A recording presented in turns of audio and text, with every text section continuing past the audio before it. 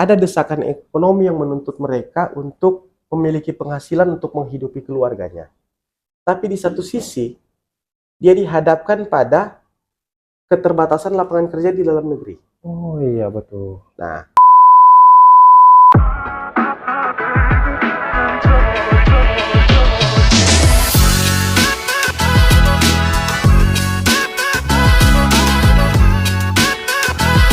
Assalamualaikum warahmatullahi wabarakatuh.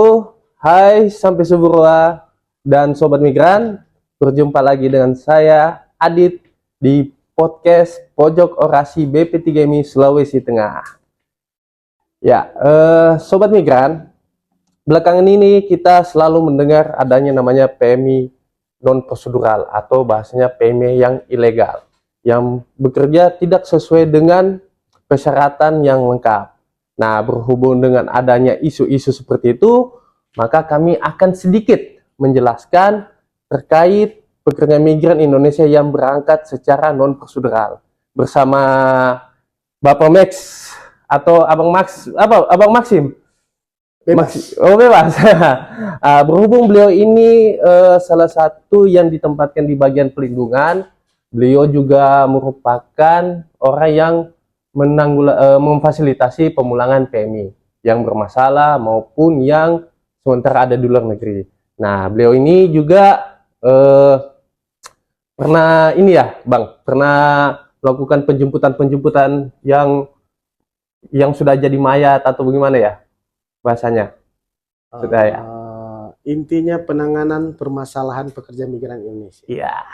Sobat migran, ada beberapa pertanyaan yang ingin saya sampaikan kepada Bang Max terkait dengan pekerja migran yang non prosedural. Mungkin pertanyaan pertama ini, izin Bang.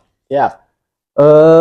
Pertanyaan seperti ini. Dengan adanya kasus yang begitu meningkat terkait pekerja migran Indonesia yang non prosedural, sekiranya bagaimana sih peran dari KP2MI atau kita yang di daerah BP3 Sulawesi Tengah menghadapi kasus-kasus seperti ini, khususnya contohlah di daerah Provinsi Sulawesi Tengah atau di Kota Palu.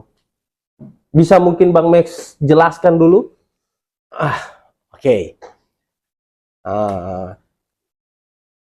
Pertama, rujukan kita dalam penanganan permasalahan, entah itu pengaduan, penyelesaian pengaduan, atau penanganan pemulangan, setiap permasalahan PMI itu kita harus merujuk pada Undang-Undang Nomor 18 Tahun 2017, di mana di situ disebutkan bahwa Kementerian Pelindungan Pekerja Migran Indonesia atau Badan Pelindungan Pekerja Migran Indonesia ini adalah pelaksana kebijakan pelindungan bagi pekerja migran Indonesia dan keluarganya. Otomatis, sebagai pelaksana kebijakan, KP2MI atau BP2MI ini secara tidak langsung bisa disebut sebagai operator lapangannya. Jadi setiap penanganan yang memfasilitasi, yang kemudian mengkoordinasikan, bahkan menangani permasalahan tersebut secara langsung, entah itu dengan jalur koordinasi ataupun ditangani langsung oleh Kementerian P2MI itu, wajib menjadi tugas dan tanggung jawab Kementerian Perlindungan Pekerja Migran Indonesia. Nah, khususnya di Sulawesi Tengah, kalau berbicara tentang pekerja migran Indonesia yang bermasalah, ini tidak bisa dikerjakan oleh BP3MI Sulawesi Tengah itu sendiri. Dia dibutuhkan kolaborasi, sinergitas dari berbagai pemangku kepentingan. Contohnya, kalau kita berbicara tentang permasalahan keimigrasian, kita harus punya jalur koordinasi dengan pihak imigrasi. Oh iya betul. Untuk penanganan terhadap perekrut ilegal, kita harus punya jalur koordinasi dengan penegak hukum, aparat penegak hukum. Dalam hal ini kepolisian, ataupun kita berbicara tentang pekerja migran Indonesia yang bekerja di sektor pelaut perikanan maupun pelaut kapal. Ini harus bersinergi dengan Kementerian Perhubungan untuk kapal tempat dia bekerja dan Kementerian Kelautan dan Perikanan untuk berbicara tentang awak kapalnya. Pertama, jalur koordinasi itu harus dibangun dengan Dinas Ketenagakerjaan. Jadi kira-kira untuk penanganan permasalahan itu tidak bisa ditangani sendiri oleh BP3MI. Entah itu di Sulawesi Tengah atau di provinsi lainnya, tetap dibutuhkan kolaborasi dan sinergitas dari berbagai pemangku kepentingan. Jadi seperti itu Bang ya. Berarti kita ini juga harus berkolaborasi dengan instansi-instansi terkait Betul. untuk memperkuat pencegahan PMI-PMI yang berangkat secara non-prosedural. Baik dari bidang perikanan, pertanian maupun bidang-bidang sektor yang lainnya. Ya. Tapi gini Bang, namanya kan istilahnya masyarakat terutama di Provinsi Sulawesi Tengah ini kan belum tahu aturannya seperti apa. Dan juga dorang cuma tahunya itu instansi-instansi yang mohon maaf, kayak migrasi, kepolisian, mereka tidak tahu sih apa arti dari KP2MI dan BP3MI. Nah, seandainya mereka tahu, mereka juga istilahnya berangkat mungkin sesuai dengan apa kayak prosedural begitu ya, persyaratan yang benar. Tapi bagaimana bagi mereka yang sudah tahu tapi tetap berangkat secara ilegal, Bang? Kalau kita berbicara mengapa sampai hari ini masih ada yang ilegal, ini kita berbicara dalam tuntutan kehidupan. Yang pertama, orang mencari kerja di luar negeri itu tuntutan utamanya apa sebenarnya? Pasti alasan desakan ekonomi. Nah, ada desakan ekonomi yang menuntut mereka untuk memiliki penghasilan untuk menghidupi keluarganya. Tapi di satu sisi, dia dihadapkan pada keterbatasan lapangan kerja di dalam negeri. Oh iya, betul. Nah, ini juga ditopang dengan sistem kesenjangan antara yang warga negara yang berekonomi mampu dan lemah ini, sehingga itu mempengaruhi kemampuan mereka untuk mengenyam jenjang pendidikan. Di satu sisi, mencari pekerjaan di dalam negeri itu menuntut tingkat jenjang pendidikan tertentu.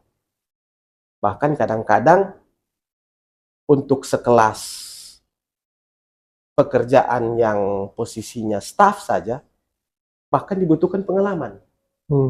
Nah, lingkaran ini yang kemudian menyebabkan orang berangkat ke luar negeri untuk mencari sumber penghasilan yang layak bagi manusia. Sementara ini juga berbicara tentang, ini kan kita berbicara, kalau berbicara tentang PMI ilegal, kalau dari sisi pandang saya ini kita berbicara tentang hukum dagang. Ya. Kalau kita berbicara hukum dagang, pandangan dari Bang Max sendiri nih.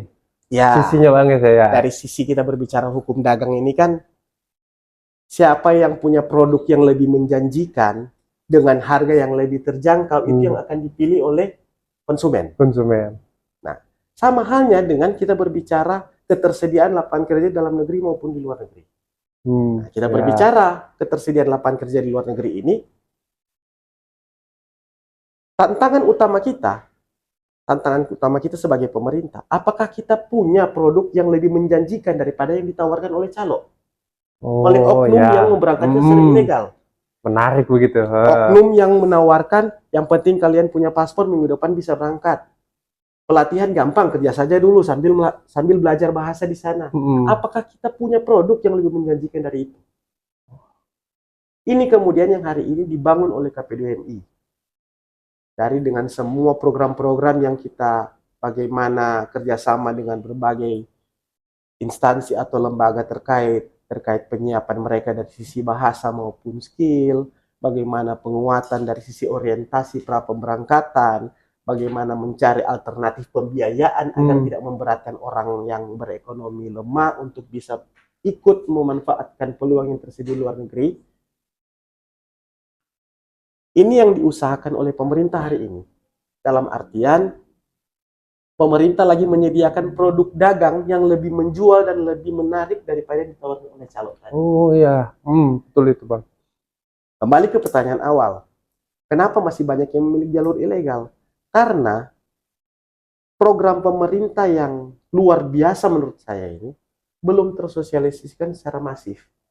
Oh, belum terjangkau luas begitu. Ya, Oke. jadi kadang-kadang masyarakat awam itu masih lebih paham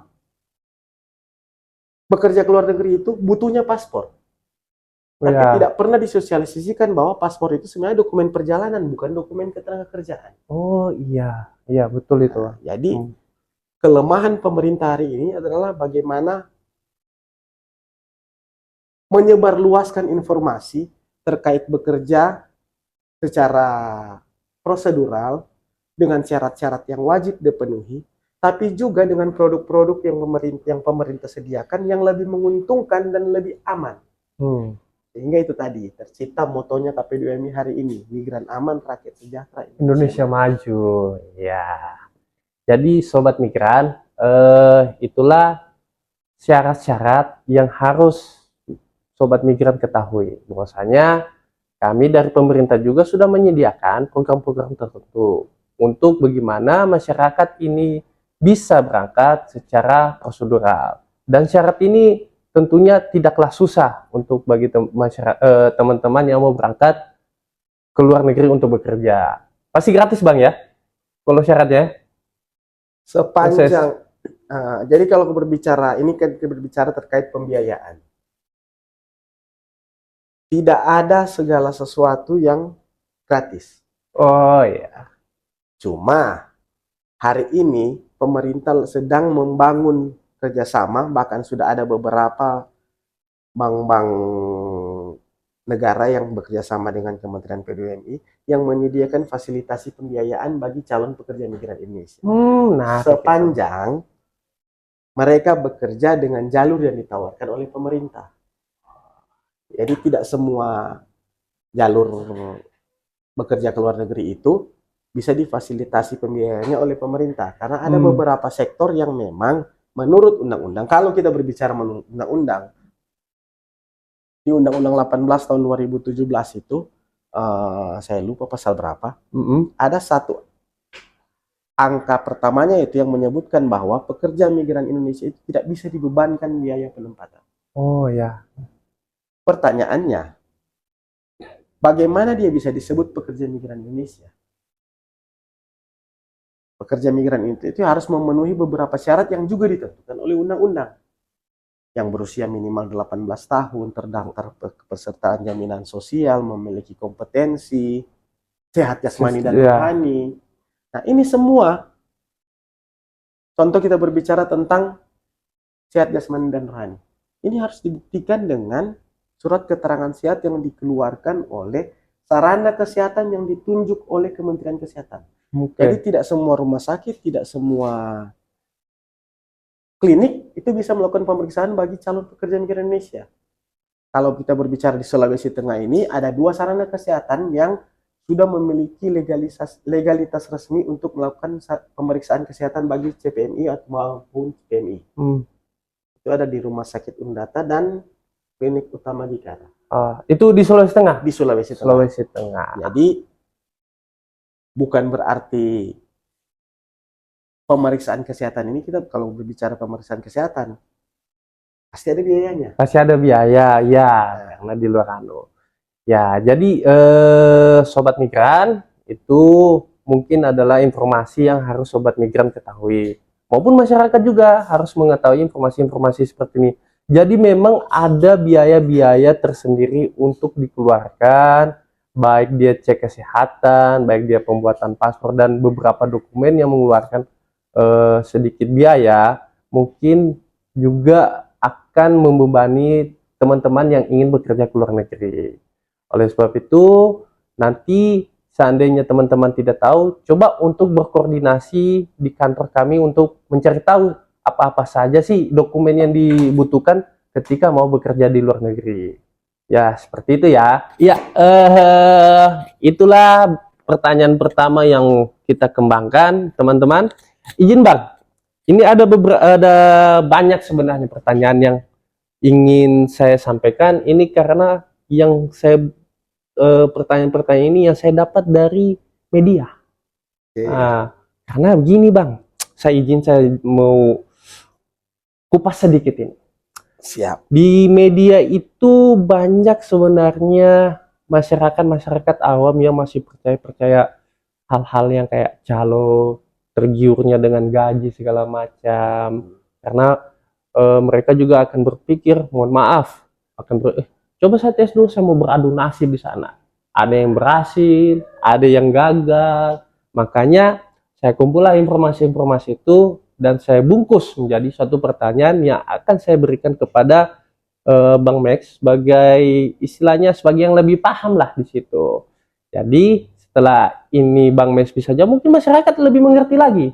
Nah, ini bahaya seperti ini, bahaya begini. Nah, jadi mungkin saya akan berlanjut ke pertanyaan yang mungkin masyarakat ini penasaran seperti itu. Pertanyaan seperti ini, Bang.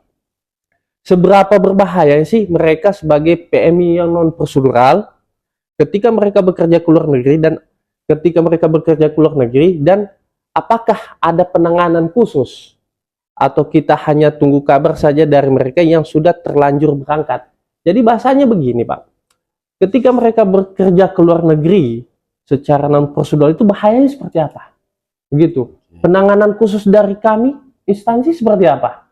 Nah, seandainya penanganan khusus ini lambat dan tidak adanya, kita ini bahasanya tunggu kabar apa ini dari BP3MI atau bagaimana dari pemerintah terkait seperti itu. Mungkin Abang mungkin bisa lebih jelaskan lebih rinci lagi. Kalau saya kan lebih awam masalahnya. Siap. Jadi menarik sekali pertanyaan ini. Asik. Karena memang kata adu nasib ini sering menjadi alasan pembenaran bagi orang yang berangkat ke luar negeri secara non prosedural. Jadi ketika dia bermasalah, kemudian dia teriak-teriak meminta bantuan kepada pemerintah, mengakunya sebagai pekerja migran Indonesia. Ya. Ketika ditanya, kenapa berangkat kerja ke luar negeri? Alasannya, ya adu nasib. Waduh, nasib. Beruntung syukur, tidak beruntung ya. Kan ada pemerintah juga yang tangani. Kurang lebih seperti itu, alasan pembenaran yang sering juga kita dengar ketika penanganan permasalahan. Nah, yang menjadi fokus yang menarik sebenarnya, adu nasib ini dilakukan secara sadar dan tanpa paksaan. Pertama, kalau ada, ini pengalaman kami di lapangan ya. Jadi ketika kami penanganan seperti itu, kami tidak terinformasi, kami hanya mengadu nasib. Pertanyaannya gampang saja. Ketika kamu mengurus kelengkapan bekerja ke luar negeri itu kan tetap harus butuh paspor. Itu dokumen perjalanan, dokumen yang membolehkan seorang keluar dari satu negara masuk ke negara lain. Nah, dalam tahap penerbitan paspor ini ada satu tahap yang mewajibkan calon pemegang paspor ini untuk mengikuti sesi wawancara. Nah, pertanyaannya, ketika bikin paspor itu, kalian mengaku akan melakukan apa di luar negeri? Iya, betul. Rata-rata itu, mereka sadar, mereka tahu bahwa mereka ke sana untuk mengadu nasib bekerja. Tapi ketika bikin paspor, mereka mengakunya akan wisata, jalan-jalan, mengunjungi keluarga, ada undangan dari handai taulan mungkin di luar negeri. Tapi kenyataannya mereka bekerja. Nah, ini yang kemudian membuat bahwa mereka ini melakukan yang non prosedural itu secara sadar dan tanpa paksaan. Nah, kembali ke pertanyaan yang tadi. Nah, kalau begitu penanganan khusus seperti apa yang harus dilakukan? Ya, dari pihak pemerintah sendiri terutama BP3MI. Kalau berbicara penanganan khusus, sebenarnya PMI ini memang membutuhkan treatment khusus. Kenapa? Karena pekerja migran Indonesia ini yang hari ini kita gaung-gaungkan sebagai pahlawan devisa. Ngeri tuh. Luar biasa itu. Ini masih minim informasi di tingkat hulunya. Jadi penanganan ini kita lebih banyak memfokuskan pada upaya-upaya penanganan dan penyelesaian permasalahan. Masih banyak yang memegang ego sektoral dalam melaksanakan upaya-upaya untuk yang sifatnya pencegahan. Itu Bang ya. Ya, jadi informasi yang disebarluaskan secara masif, bagaimana semua persyaratan, semua bahaya bekerja secara non prosedural yang dipublikasikan secara terus-menerus, baik visual maupun audiovisual, yang disebarluaskan di semua titik, di semua penjuru, itu masih kurang. Bahkan gaung yang dicanangkan oleh salah satu instansi kadang masih kurang dukungan dari instansi lainnya. Jangankan dari instansi lainnya, dari pemerintah daerahnya sendiri pun terkadang ini kurang mendapatkan dukungan. Karena itu tadi, masih banyak yang memegang ego sektoral masing-masing. Tapi syukur alhamdulillah, puji Tuhan di Sulawesi Tengah ini sinergitas antar instansi itu sudah terbangun dengan baik. Luar biasa. Contoh kemarin kayak pencanangan Gerakan Nasional Migran Aman, itu banyak instansi yang mendukung, ikut mempublikasikan, bahkan mengkolaborasikan media sosial mereka untuk mengkampanyekan bagaimana melakukan migran secara aman, bagaimana bekerja ke luar negeri secara prosedural. Dan ini sungguh luar biasa sebenarnya. Hal ini yang harusnya ditingkatkan dan harusnya digalakkan di semua daerah. Jadi di Sulawesi Tengah pun sudah bagus, sudah ada kerjasama, sudah ada kolaborasi, sudah ada sinergitas yang luar biasa. Namun ini tidak boleh berhenti di saat ini. Jadi bukan hanya pada saat momen tertentu kita mempublikasikan ini, tapi harus secara masif terus-menerus. Jangan menunggu korban, baru kemudian lagi dipublikasikan. Karena rata-rata harus ada kejadian dulu baru kita bergerak ya. Itu karena sosial media ini salah satu informasi yang cepat ya. Informasi yang cepat. Jadi Bang, secara intinya ini memang dari kita juga sebenarnya sudah memberikan informasi-informasi, cuma agak susah untuk menjangkau di daerah-daerah pelosok. Betul. Mungkin kekurangan ini kita ya. Tapi kembali lagi tadi, ya. Dari siklus kehidupan itu ditopang juga dengan produk-produk yang ditawarkan calo. Ini sanggup nggak kita lawan? Itu lagi intinya. Satu PR kita itu yang mungkin harus kita cari solusinya seperti apa. Mungkin solusinya itu memperbanyak sosialisasi. Betul. Cuman fokus sosialisasinya sebenarnya harus dirubah. Jangan lagi kita fokus pada bagaimana menyebarkan informasi, bagaimana sih bekerja secara prosedural, bagaimana sih kita dokumen apa sih yang dibutuhkan untuk bekerja ke luar negeri. Tapi kita rubah fokusnya. Fokus sosialisasi. Tapi ini menurut saya. Keyakinan saya. Fokus ini harus dirubah. Lebih banyak kita menawarkan produk yang dimiliki oleh pemerintah. Itu yang harus kita sosialisasikan, kita kampanyekan. Bekerja ke luar negeri, pakai jalur ini, dengan cara ini, fasilitas yang didapatkan seperti ini. Jadi, ada produk-produk yang kita publikasikan yang bisa mengalahkan produk-produk yang ditawarkan oleh calo tadi. Berarti kita harus lebih menarik dibandingkan calon tersebut. Untuk bagaimana masyarakat ini tidak mudah tergiur oleh yang bahasanya itu barang KW dengan barang original. Betul. Seperti itu. Kira-kira seperti itu. Iya. Karena itu tadi kan, barang ori pun tapi kalau orang tidak tahu, tidak ada promosinya, tidak ada juga yang tahu. Tidak akan ada yang beli. Jadi kita juga menghimbau kepada masyarakat agar tidak mudah, jangan percayalah pada istilahnya bahasanya analoginya KW. Ya, lebih baik kita cari yang ori, yang lebih aman, yang lebih tahan lama. Seperti itu. Mungkin jawaban Bang Max tadi itu sudah menjawab pertanyaan-pertanyaan di benak-benak masyarakat, bahwasanya mereka itu berangkat secara prosedural nanti seperti ini. Kita juga harus, bagaimana kita di pihak pemerintah, kita juga sering berkolaborasi dengan instansi-instansi untuk meningkatkan tidak tingginya terjadinya pemberangkatan secara non prosedural. Iya. Jadi Bang, kalau menurut saya juga pribadi itu kita juga istilahnya tetap menjaga komunikasi terkait dengan menjaga komunikasi dengan Pemda-Pemda sekitar untuk bagaimana caranya memperkuat begitu. Bahwasanya tidak akan ada namanya pemberangkatan secara ilegal, ditipu daya calo atau iming-iming gaji besar ya Bang ya. Mungkin seperti itu.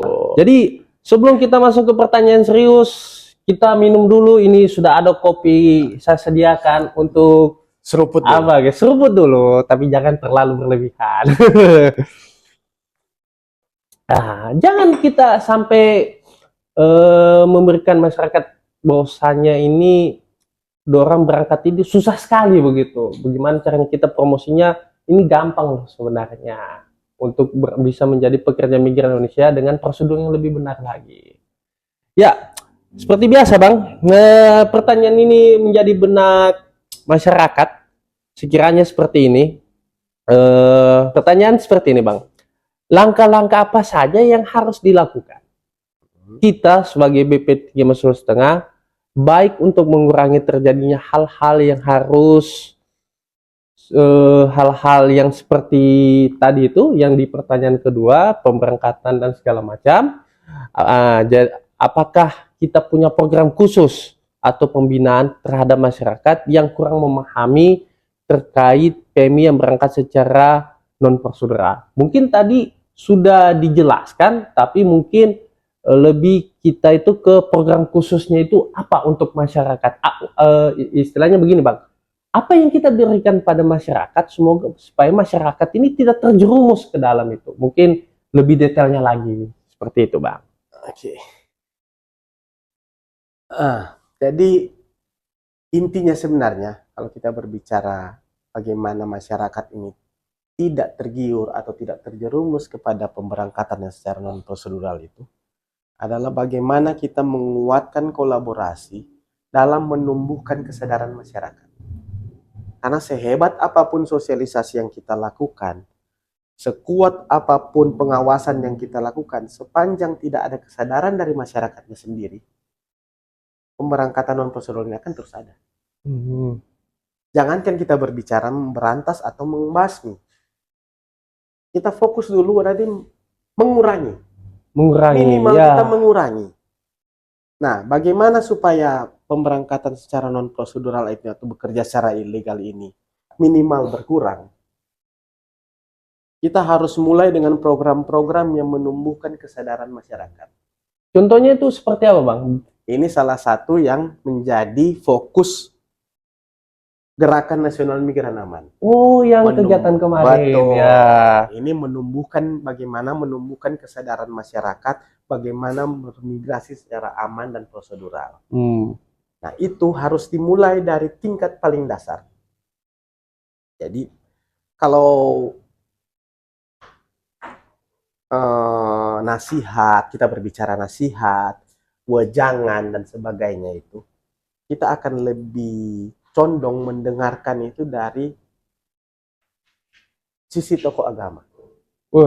Kayak ustadz mungkin. Ya. Aduh. Jadi mungkin bagaimana menumbuhkan kesadaran masyarakat ini perlu juga kolaborasi dan bantuan dari tokoh-tokoh agama. Entah itu di masjid, entah itu di gereja, entah itu di rumah-rumah ibadah lainnya. Itu harusnya disampaikan. Karena saya percaya bahwa setiap rumah ibadah itu adalah tempat pertumbuhannya moral. Oh iya, betul. Pertumbuhan moral yang paling tinggi itu di tempat-tempat ibadah. Selain di lingkungan keluarga. Nah, tapi kalau kita berbicara lebih jauh ke lingkungan keluarga, mungkin sudah bukan menjadi rahasia umum juga bahwa hari ini banyak juga anak muda yang sudah tidak lagi mendengarkan nasihat orang tua. Generasi sekarang. Betul. Tapi jangan lupa yang kita sasar bukan lagi anak mudanya kalau untuk berbicara lingkungan keluarga ya. Ya. Yang kita sasar adalah ibu-ibu PKK-nya. Oh, ibu-ibu rumah tangganya. Karena dari sisi ibu-ibu ini tingkat ketakutannya lebih tinggi. Otomatis mereka akan lebih waspada. Mau kerja kemana? Bagaimana prosesnya? Ya. Jadi begitu mereka mendengar sosialisasi bahaya bekerja sebagai PMI yang non prosedural atau bekerja di luar negeri secara ilegal, kemudian mereka mengetahui syarat-syarat yang harus dipenuhi agar tidak terjadi hal-hal yang tidak diinginkan, itu akan menjadi ketakutan tersendiri di Hatinya mereka. kaum perempuan ini kan tingkat kepanikan, kewaspadaannya lumayan tinggi. Sensitif. Jadi kalau kita berbicara dengan keluarga, kita harus menyasar itu ibu-ibu PKK, ibu-ibu rumah tangga. Ini yang kita sosialisasikan secara masif. Bagaimana di samping tadi ya, jadi moralnya bertumbuh di rumah-rumah ibadah, tapi pengawasannya kita mengandalkan tingkat kewaspadaan dan kepanikannya kaum wanita. Dan mereka yang kadang-kadang lebih susah dibohongi oleh anak. Karena sudah pengalaman kan, hati ya. Gitu. Kenapa susah sekali membohongi ibu ini? Kayak dia bisa baca pikiran kita. Jadi itu yang kita manfaatkan. Selain pencegahan yang dilakukan di pintu-pintu keluar internasional. Jadi kolaborasi antar instansi ini juga harus bergerak sampai ke tahap itu. Siap. Jadi kalau ada indikasi dia akan keluar negeri untuk bekerja tanpa menunjukkan bukti bahwa dia adalah pekerja migran Indonesia yang terdaftar dan resmi, jangan diloloskan. Jadi hal-hal seperti ini memang yang kembali ke tadi, tidak bisa dilakukan oleh Kementerian Pelindungan Pekerja Migran itu sendiri. Harus ada kolaborasi dan sinergitas, bahkan tanggung jawab moral dari semua pemangku kepentingan. Seperti itu. Ya, mungkin intinya adalah kesadaran masyarakat dan bantuan dari lingkungan sekitarnya. Lingkungan sekitar ini yang menumbuhkan kesadaran masyarakat. Wah, ya betul. Ingat, kita hidup selalu bertoleransi. Siapapun itu, marilah kita saling mengingatkan. Bahasanya seperti itu, Sobat Migran.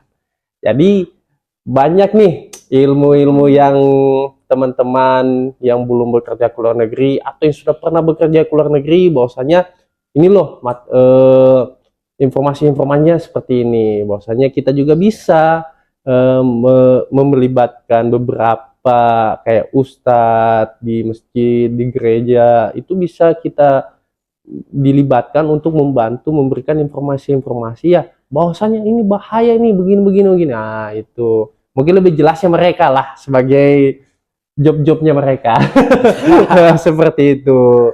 Nah, ini Bang yang saya tangkap tadi kan bicaranya terkait kesadaran dan beberapa lingkungan sekitar, terutama juga ibu-ibu segala macam. Nah, kembali lagi ke pertanyaan yang tadi itu, seandainya juga mereka ini kita sudah lompat pertanyaan ini Bang ke pertanyaan selanjutnya. Cuma saya mau sambungkan nih supaya masyarakat tahu bahwasanya ini berujung nih. Nah, karena banyak masyarakat yang ini ternyata begini. Nah, sekiranya bagaimana nanti ini ke depan? Nah, seperti itu. Jadi pertanyaan seperti ini, Bang. Mereka ini kan yang seperti Abang bilang, ada yang uji nasib, was-was segala macam, untuk percaya calon segala macam. Nah, seandainya mereka mengatasnamakan P3MI, sekiranya mereka itu bisa membantu melakukan penempatan pekerja migran Indonesia, baik secara legal maupun yang biasanya bahasanya kasar ini, ilegal, non prosedural, P3MI yang nakal lah, segala macam. Nah, sedangkan kebanyakan dari masyarakat ini percayanya itu ada yang dari orang ke orang, calo bahasanya. Nah, seandainya yang datang ini P3MI-nya langsung, yang punya perusahaan penempatannya, diminta untuk nanti kau kerja ke sini ya, nanti saya bantu proses di sini ya. Nah, ketika dia sudah kerja, Bang, sampai dia di negara penempatannya, itu karena tidak sesuai dengan pekerjaan yang didapatkan, dia minta dipulangkan. Karena kan banyak nih kasus-kasus seperti itu, diberangkatkan sama PT resmi, diberangkatkan sama PT maupun yang tidak resmi juga banyak. Nah, Apakah BP3 ini dari Sulawesi Tengah secara pribadi menyikapinya P3MI-nya itu seperti apa? Gitu.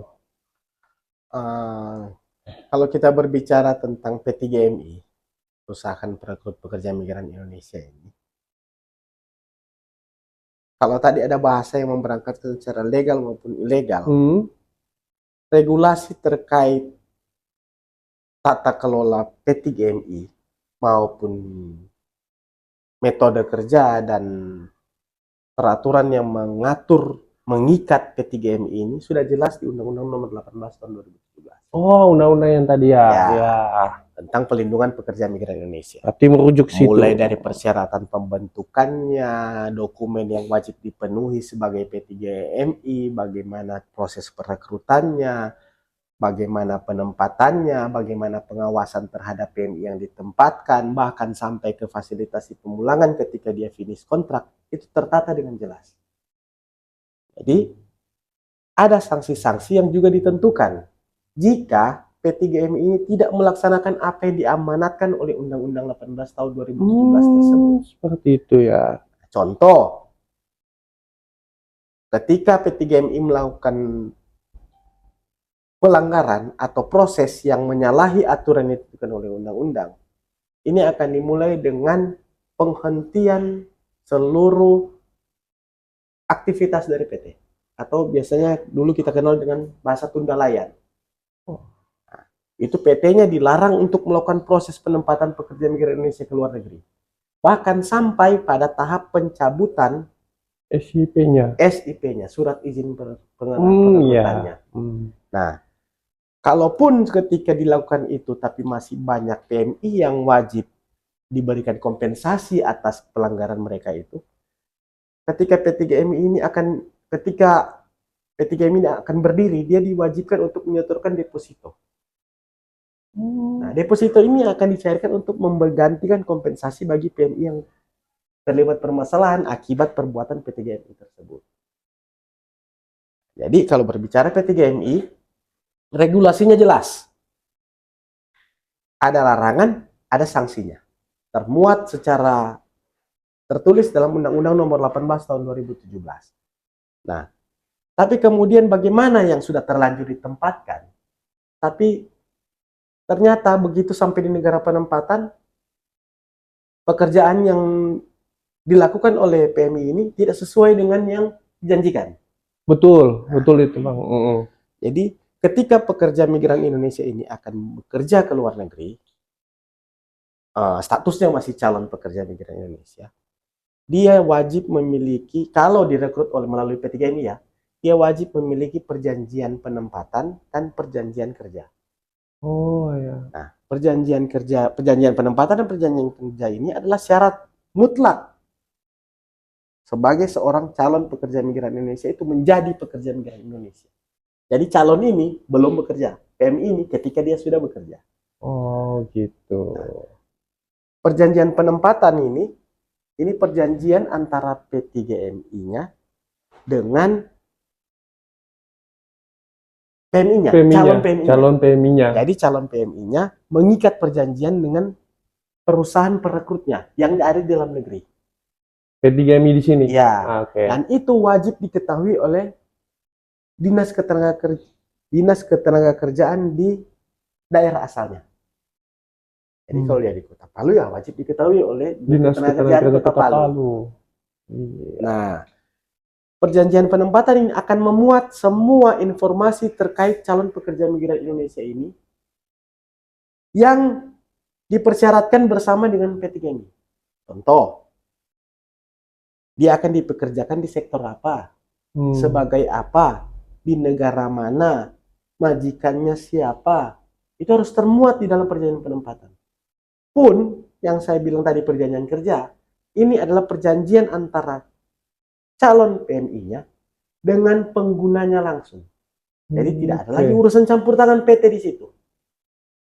Jadi harusnya ketika mereka melihat perjanjian penempatan, oh saya akan ditempatkan sebagai babysitter misalnya. Misal babysitter. Ketika di perjanjian kerjanya jabatannya bukan babysitter, itu harusnya dipertanyakan dulu. Oh berarti itu kita sebagai contoh saya Bang, sebagai PMI ini, Ya. saya kerja sebagai perkebunan. Tapi pada saat saya kerja di negara penempatan yang saya tuju, saya hanya bekerja sebagai pembantu tukang cuci mobil, supir. Berarti enggak Ya. selesai, saya bisa melapor dong. Betul. Oh, itu saya lapornya kemana Bang? Seandainya saya seperti itu, supaya teman-teman tahu. Sebenarnya kalau posisinya di luar negeri, itu bisa mengadu ke berbagai kanal pengaduan.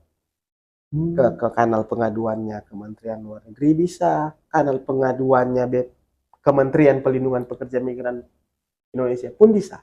Dan itu akan diberikan pada saat orientasi pra pemberangkatan. Jadi ada satu tahap ketika orang akan bekerja ke luar negeri itu akan diberikan yang namanya orientasi pra pemberangkatan. Oh ya. Jadi itu sistemnya pembekalan berupa materi yang akan disampaikan oleh calon pekerja migran Indonesia, oleh pemerintah, dalam hal ini Kementerian Pelindungan Pekerja Migran Indonesia, kepada calon pekerja migran Indonesia terkait semua informasi yang dibutuhkan. Salah satunya terkait dengan kalau misalnya ada permasalahan, kalau misalnya terlibat masalah, mengadunya kemana sih? Itu yang jadi benak masyarakat yang tidak tahu. Ya, betul. Bahkan sampai nomor-nomor pengaduan itu akan diberikan. Itu ada di OPP itu, Bang? Betul, nanti ada di bawah sini juga. Iya.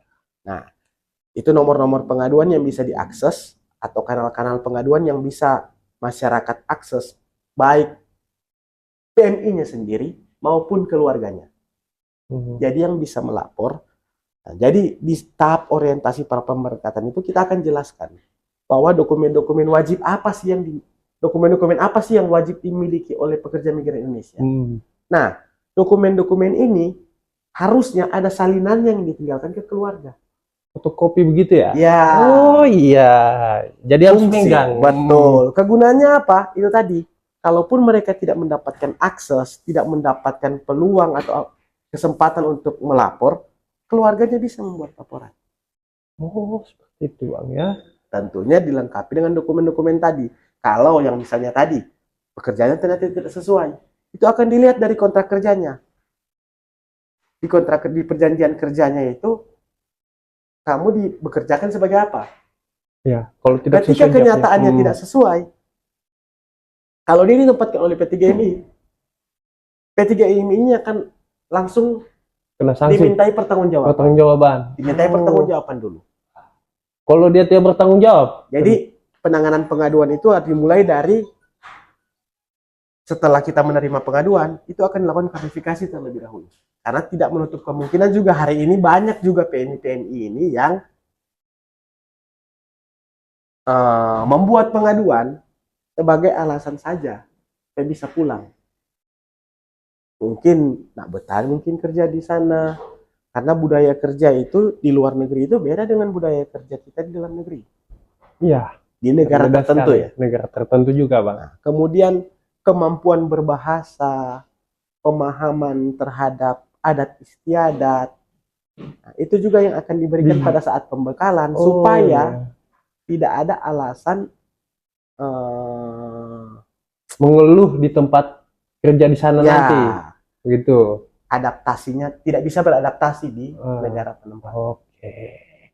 Jadi bagi teman-teman dan masyarakat yang ingin bekerja juga, itu sebelum berangkat kami dari BP3 Sulawesi juga menyediakan namanya orientasi pra pembekalan. Orientasi pra pemberangkatan. Nah, di situ nanti akan dibekali teman-teman yang ingin berangkat, yang telah disampaikan Bang Max itu di situ semua yang dibekali terkait dari nomor-nomor mana saja yang akan dihubungi, betul, negara-negara ini punya aturan seperti apa, dan lain-lain lah, adat istiadat seperti itu. Dan berarti ini sangat penting Bang ya, terkait bahwasanya kita harus pegang salinan dokumen. Betul. Salinan dokumen ketika terjadi ada penempatan yang tidak sesuai dengan jobnya, gitu. Keluarga. Jadi ada dokumen asli itu yang wajib dipegang oleh PMI-nya. Tapi sebaiknya dokumen asli ini salinannya ditinggalkan ke keluarga, supaya kalau misalnya terjadi kenapa-napa yang tidak sesuai dengan pekerjaannya, dia susah melapor, keluarganya yang membantu untuk membuat pengaduan, Bang. Betul. Berarti bagi teman-teman yang ingin misalnya ada rekrutan dari P3MI yang lain, khususnya P3MI yang bagus, perhatikan juga itu. Tetap perhatikan namanya kontrak kerja, Bang, ya, sama kontrak penempatan. Perjanjian penempatan diperhatikan. Jadi supaya itu akan menjadi apa istilahnya, jaga-jaga lah. Tidak tahu nanti kita ke depannya seperti apa di sana. Karena ini jauh rumah ini, Bang. Iya. Ini Palu dengan negara jauh orang ini. Ya, cukup ini ya, pembahasan kita ini cukup luar biasa sekali, Bang, menurut saya, karena informasi seperti ini susah didapatkan sama masyarakat. Dan kita juga jarang menjelaskan, dan turun lapangan pun jarang, karena mungkin yang pertama kendala daerah yang jauh. Terutama kan yang banyak rekrutan ini jauh ini, kabupaten kayak Poso, Toli-Toli, Buol gitu. Tapi nantilah kita bantu untuk ada nomornya, Bang, ya, kayak informasi media begitu ya. Ya, nanti bisa ditanya di situ. Betul. Nanti ada nomor-nomor yang saya sampaikan tadi, nanti bisa lihat di ada di bawah sini. Media sosial, media sosial resmi.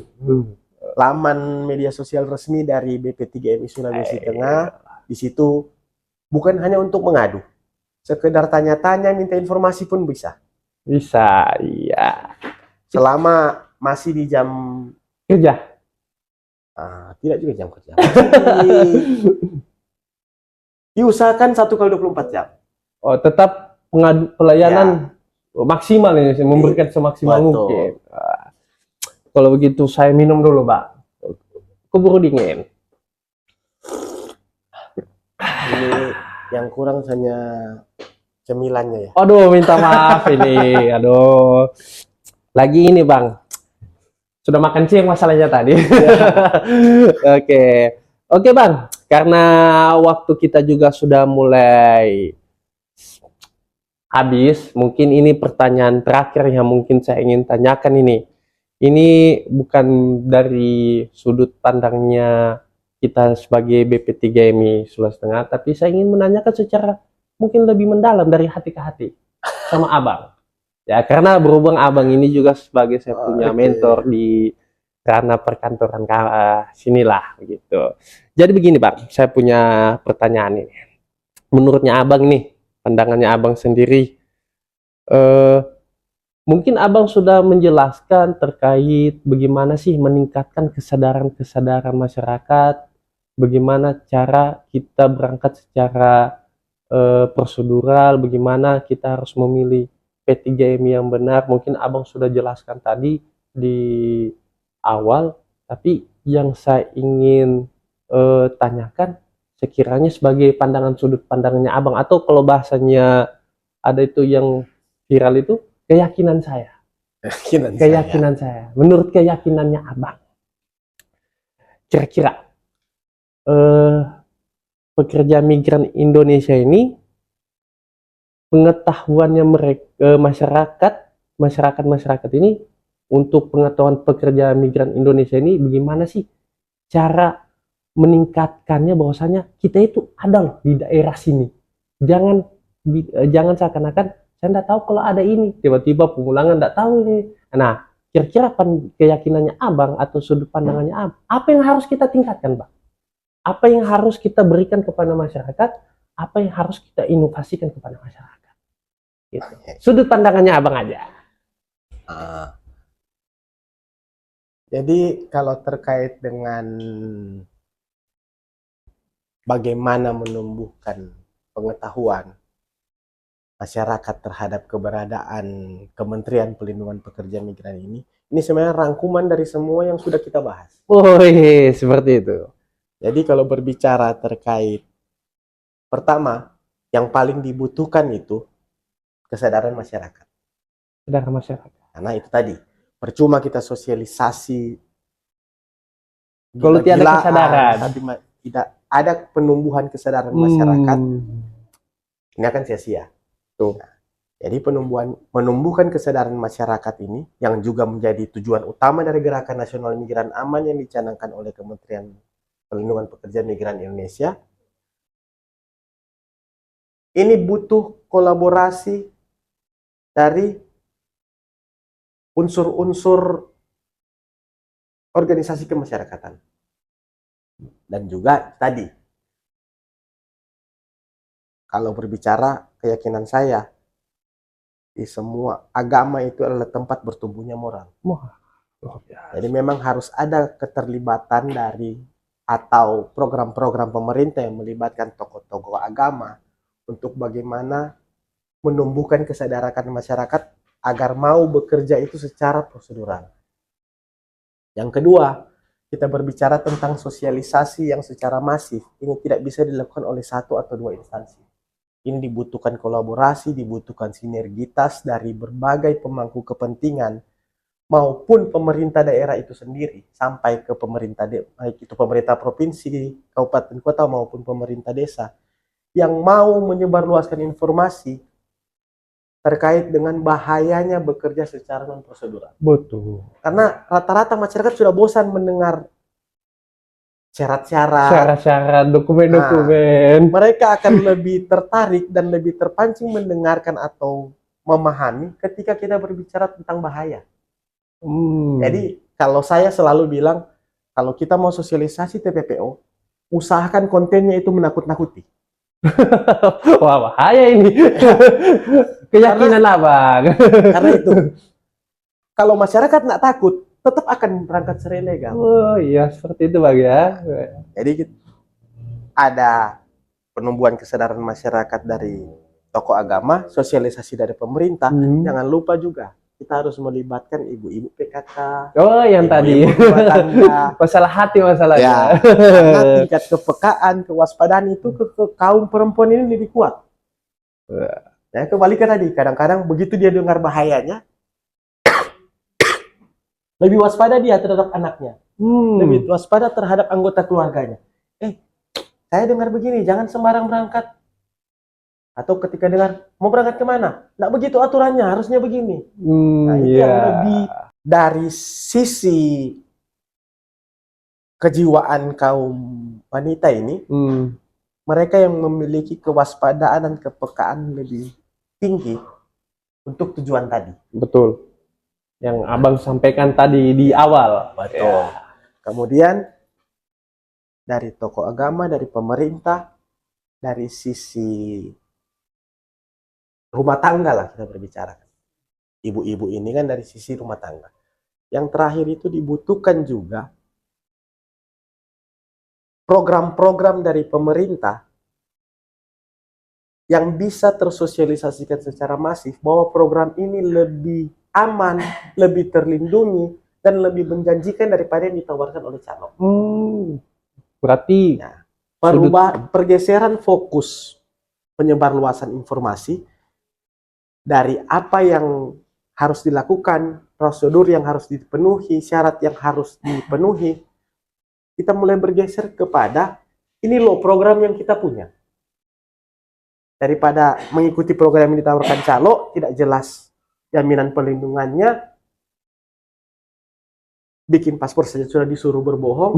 Ini loh, kami punya program yang lebih menguntungkan dengan fasilitas-fasilitas yang disediakan oleh pemerintah seperti ini. Contoh yang program-program G2G, ada sekarang yang penguatan SMK global, bagaimana pemanfaatan ketersediaan lapangan kerja di luar negeri yang bisa dimanfaatkan oleh lulusan-lulusan tingkat SMK.